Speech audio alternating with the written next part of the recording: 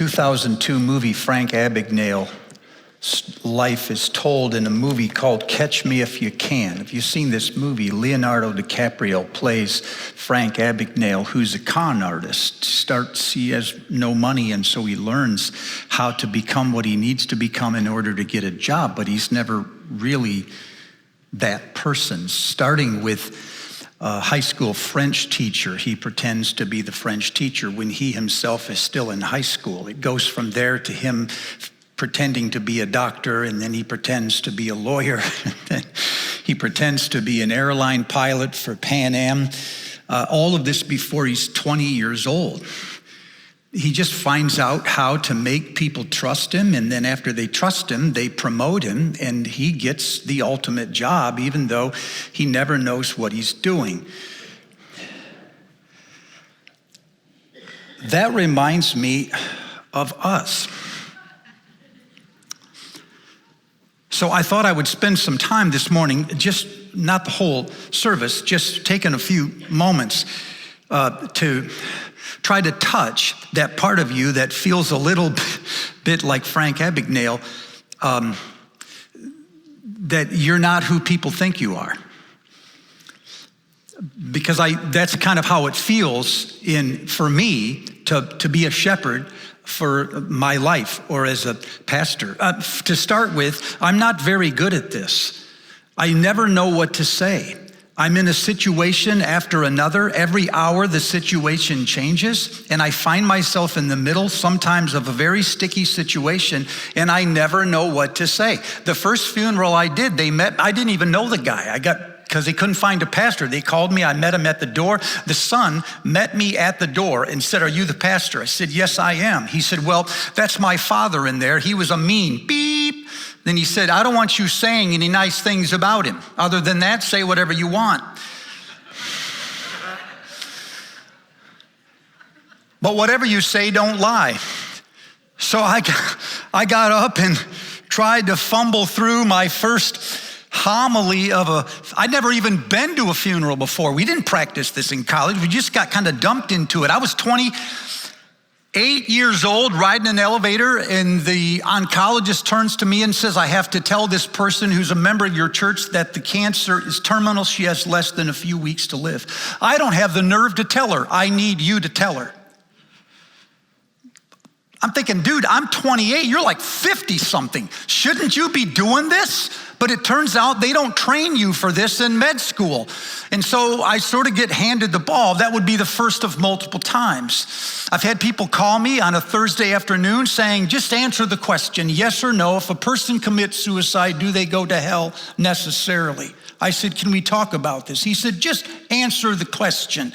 I find out the man is sitting in a wheelchair holding a revolver. And what he does in the next few moments depends on the advice that I give him. I've stood next to people in funeral homes where suicide was the reason for death. And they say, "I'm pretty certain that my loved one made it to heaven. Don't you think so, Pastor Steve?" I never know what to say in situations like this because the subject is always changing. And this is not like math where they teach you a handful of equations and then you learn them and then you apply those to whatever the situation is. You find yourself, do you not, just suddenly immersed into something that you are not ready for? Or is this just me? Second, if you're leading anything at all, you don't know where you're going. I mean, from one day to the next, you can talk about vision and all of that because people need a vision. But the truth is, in your own head, it doesn't all come together. Third, it takes you and me too long to make decisions. Leaders are supposed to be decisive, to know how to weigh the evidence and then to make the decision, but we can never do that in time.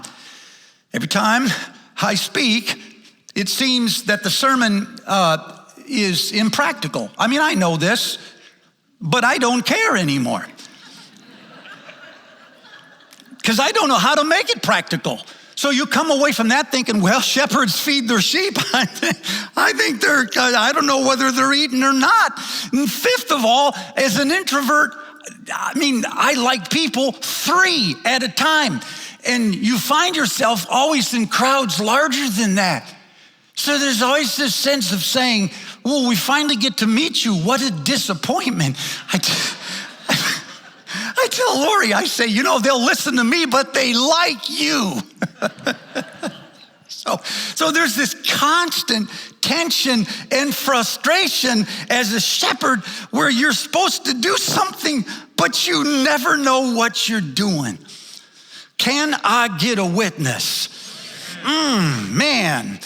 Because of my job, I've been in a room with 10 or 12 high-profile leaders in the last 3 or 4 months. I've been in rooms with way more than that, having conversations with you about what it is to shepherd people. Because a few weeks ago, you said, we really want to do this, and you took this on, and you started to take responsibility for someone's spiritual life, and then you got into it, and it felt like you didn't know where you were going from there.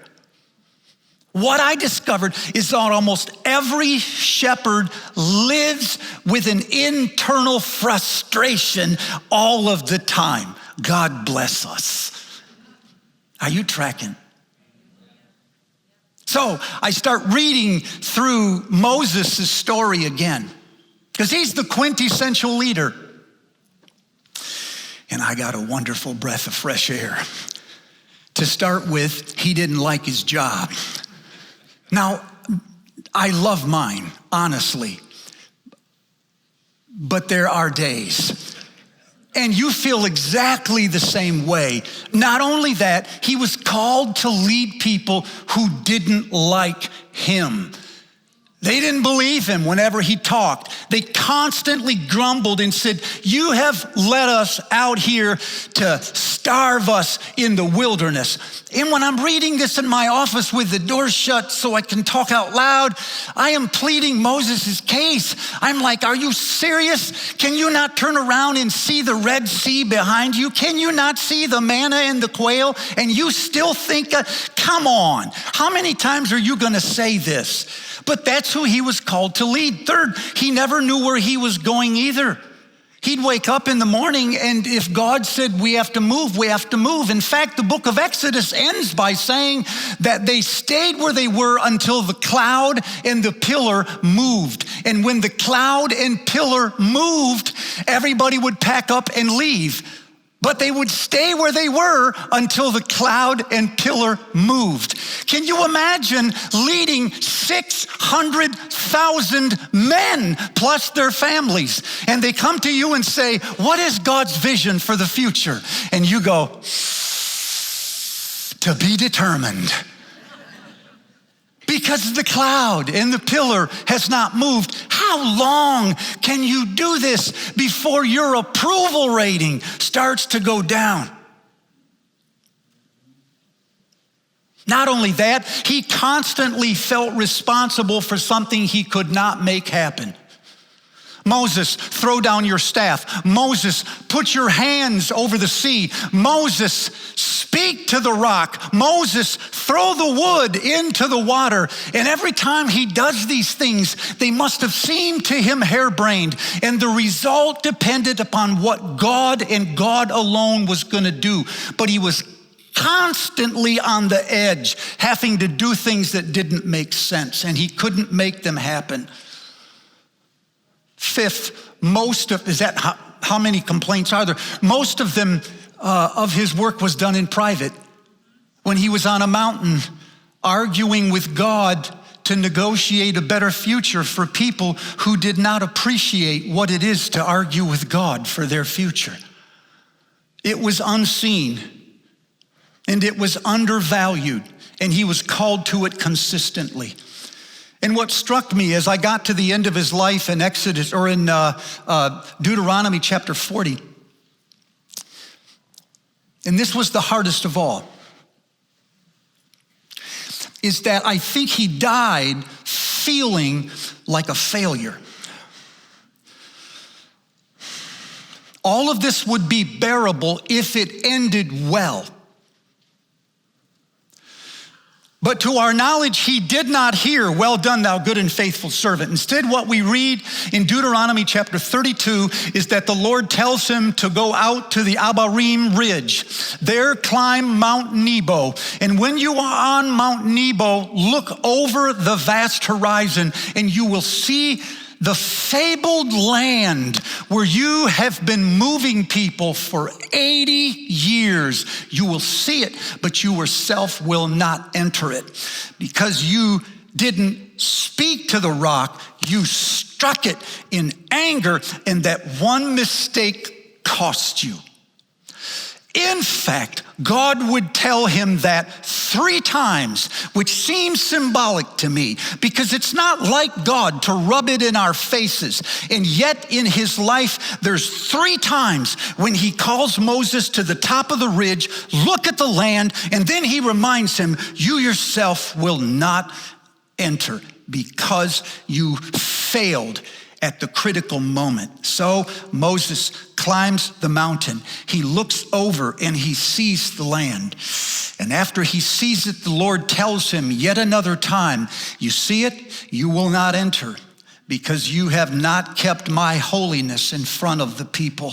Moses then goes down that mountain into the valley of Bet Peor, and while he is there, he dies. And we don't know how he dies. It just says the Lord buried him.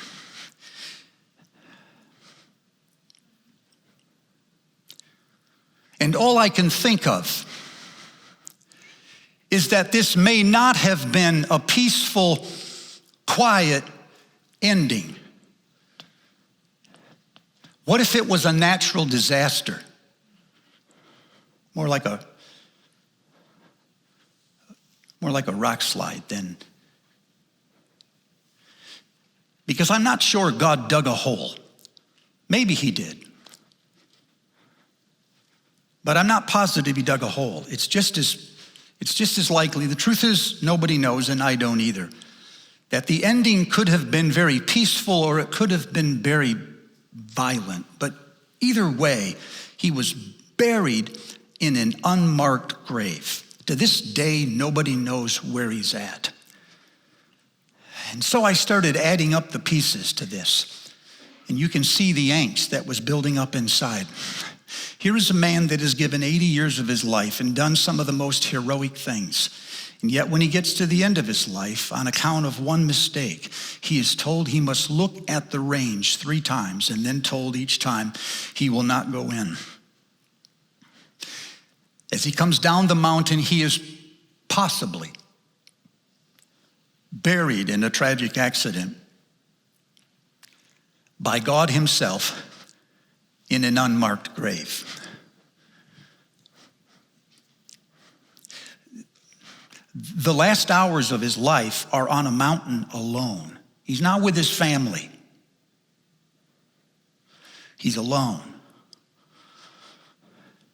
And after he dies, Joshua, his stock is rising, while Moses fades into the distant memory.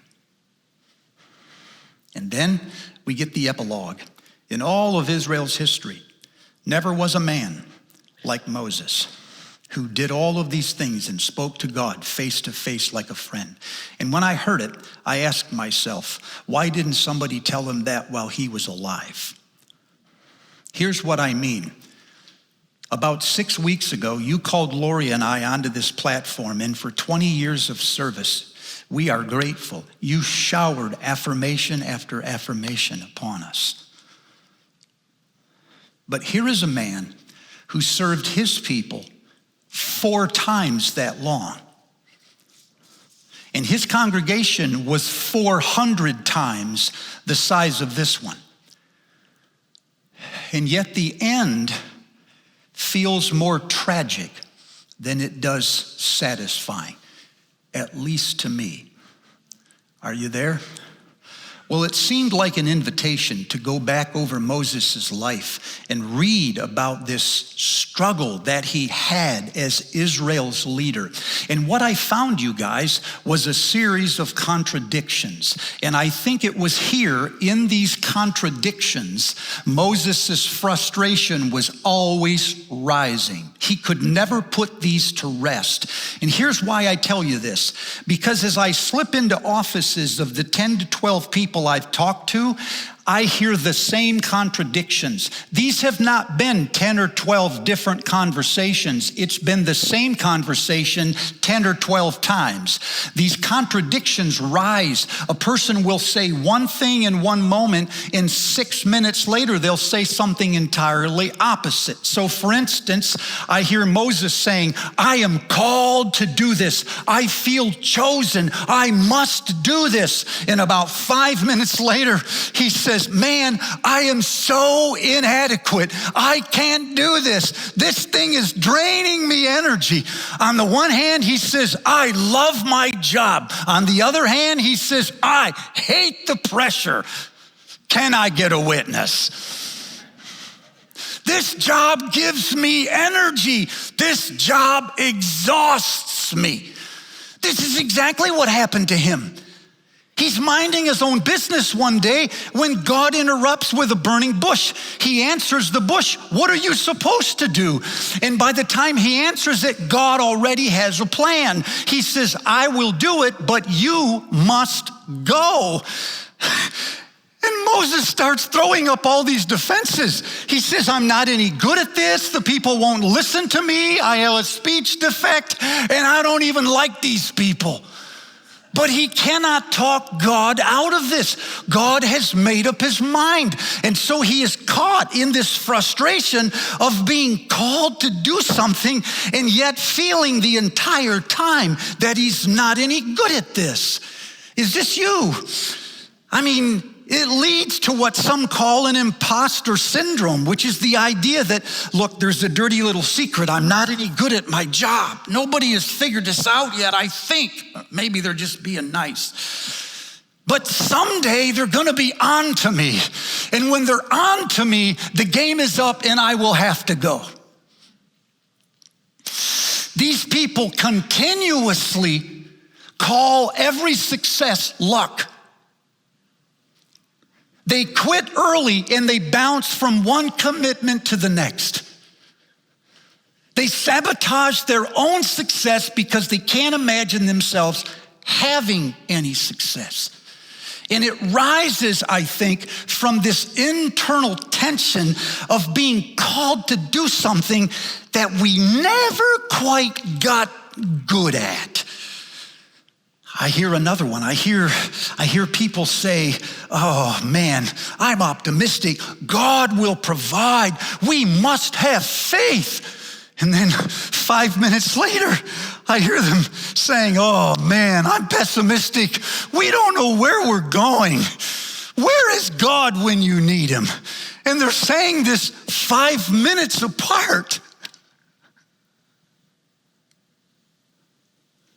And I hear Moses standing at the brink of the river, or I hear him standing with the quail and the manna and the cloud and the pillar is there, and there's an optimism. God is doing great things in our community. Watch what he will do. And yet on the other hand, there is this nagging sense that he never knows where he's going. One moment, I have a dream. Next moment, where are we?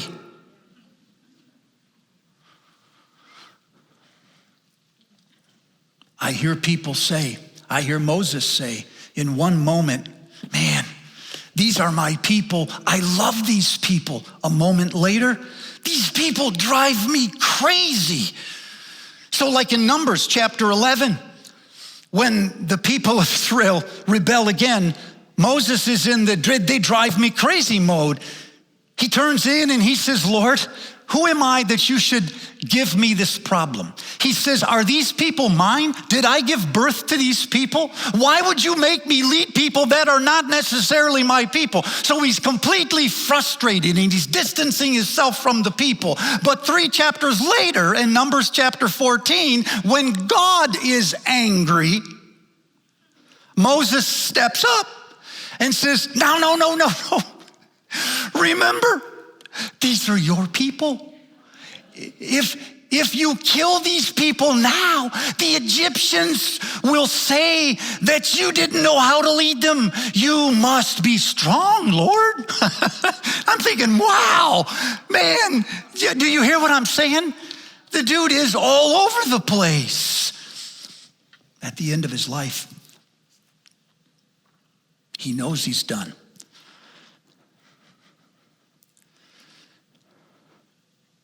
But Deuteronomy says his eyes are still strong. He can still see the future, and he's still got strength and stamina. Moses thinks he's got another inning or two in him. He wants to go on, and the Lord says, no, you're done. And I hear this tension in leaders today. On the one hand, they're thinking, I've done a good job. It's been a good career. I'm ready to move to the next thing. 5 minutes later, they're saying, there's still so much more to do. I'm not sure if the next generation, if Joshua's quite ready yet. Are you hearing? And I'm listening and I'm thinking, that sounds like a contradiction.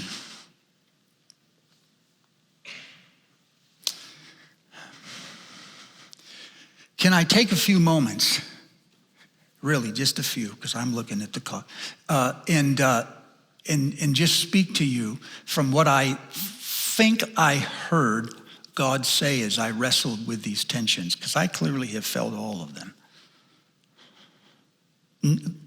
Nobody here drives me crazy.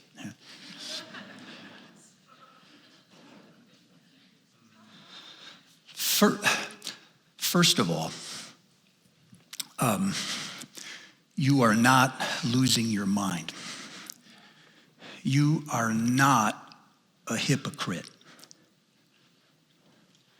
Because these are not contradictions. They're tensions. In contradiction, something is true, and a moment later it is not true. But when something is in tension, two things that seem to be opposite are true at the same time. This is not a contradiction, it is a tension. But it is in those tensions that you feel the frustration.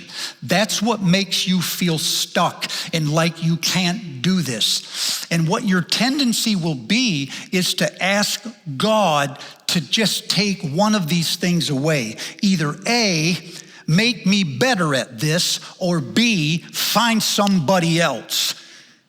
Either make me love these people and never be frustrated, or give me the nerve to not like these people forever and just walk away.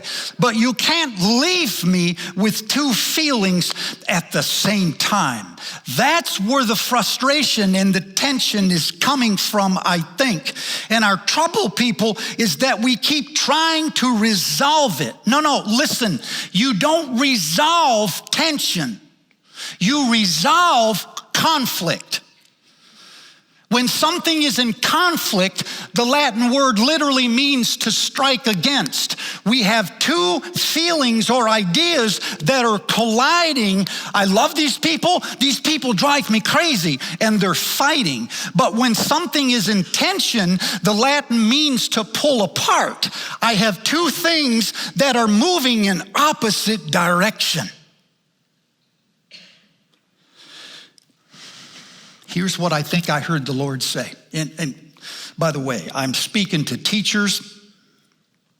who feel called to teach, and yet they are exhausted. I'm speaking to people that are in athletics who are always caught between the tension or the pressure of the crowd. You are what your record says you are, and their internal desire to do something bigger than athletics. I'm speaking to my peers in the ministry. Almost 1/3 of my colleagues in ministry have said they've considered leaving ministry at some time in the last 2 years. I'm speaking to leaders of organizations who since COVID are wondering if maybe they should just hang it up early and start over in another career. So believe me, there's a lot of people here. Here's what I'm thinking I hear from the Lord. First, frustration is a gift. Embrace it. Frustration only means that you are trying to do something that is too big for you. Frustration means you are trying to move people who don't want to be moved. But it doesn't mean that you're doing something wrong. It means your job is hard. It is supposed to be hard. And not only that, you are growing as much as your people are growing. It's not like you're ahead of them and you've got this figured out and you're gonna kind of take them. No, that's not what shepherding is. Shepherding is coming alongside someone when neither of you know where this is going.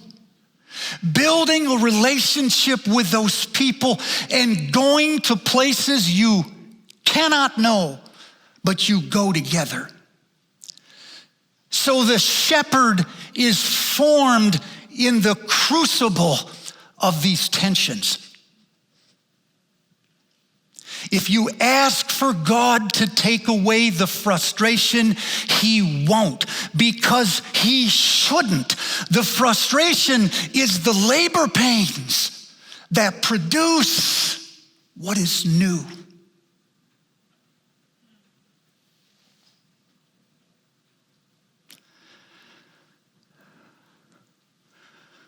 You want to grow. There will be resistance.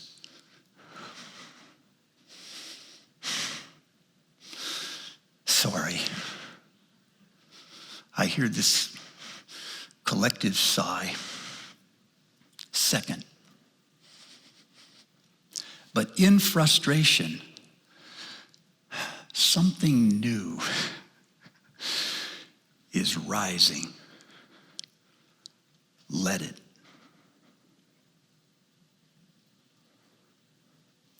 The root word for tension is tempt. If you take two stakes opposite each other and you move them in opposite directions, you cause the tent in between them to rise. You cannot build something new without two feelings moving in opposite direction. The tension you feel is a good thing because it's giving rise to something you don't have yet, and it's new for you. And what's frustrating you is you don't know how to do that yet. You're not supposed to know how to do that yet. We learn that in the tension. So if you find yourself saying, I am called to do this, but on the other hand, I'm no good at this, I think what's rising is a new kind of leadership that leads from weakness, not strength. If you find yourself saying, I have a dream, but I don't know where I'm going, I think that's a tension that gives rise to a new kind of leadership that is more nomadic than it is corporate. where the most important component is that we are together and we move in unison as led by God, and it is not that we always know where we're going. That feels uncomfortable because the culture has trained me to become one kind of leader, and I can't do that here anymore because I'm fighting with myself all the time.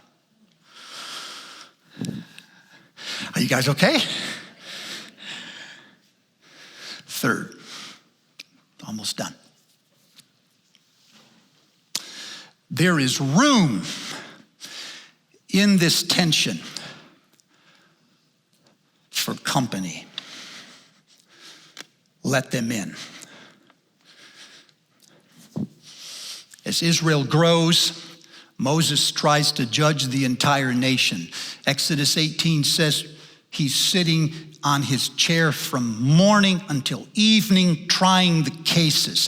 Finally, his father-in-law comes in and says, I got a better idea. Why don't you find somebody to come into your nightmare and let them lead at other levels. You shepherd them while they shepherd the people. Brilliant idea, and so he tries it. In Numbers chapter 11, it's chapter 11, where Moses is tired from prophesying, and he says to the Lord, why do you put all the weight of this nation on me? Yahweh says, find 70 leaders and stand them at the mouth of your tent. What do you want me to do? Nothing. Leave them standing there, and I will put my spirit upon them. And so he does. He finds 70 leaders. They stand at the mouth of the tent, and the Spirit of God comes down, and those 70 people begin to prophesy like Moses himself prophesied. Suddenly, he has company in the struggle. Our tendency when we're frustrated is to feel like there's something wrong with us, and so we withdraw and we try to solve it alone. And I won't show myself to the people until I have figured it out. Listen, we all know that you don't know what you're doing. We know this. We have known this a long time. Quit faking it. It is easier to just reach out and say, dude, listen, the rumors about me are not all true. I need help. Would you come into my world and help me carry this? Boy, keep.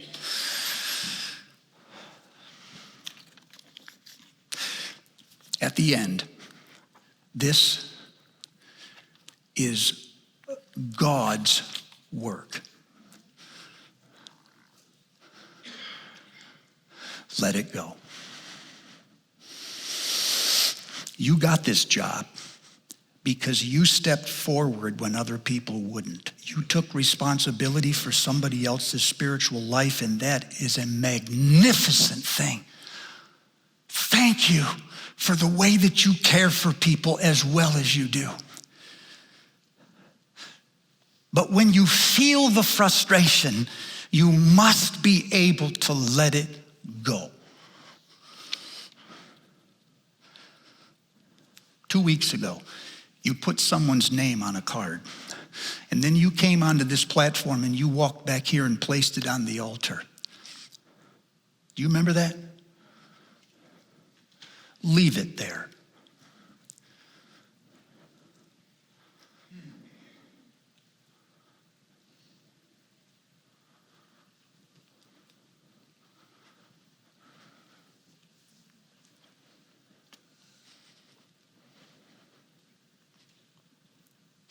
Dietrich Bonhoeffer, a hero of mine, spent the last years of his life in a prison cell.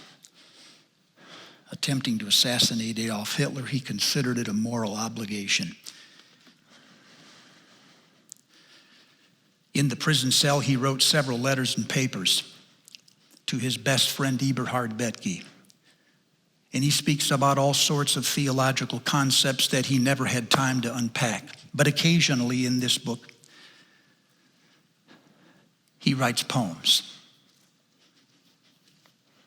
Right about the time it was discovered he was behind the plot on Hitler's life, it was pretty certain now he would lose his own for sure.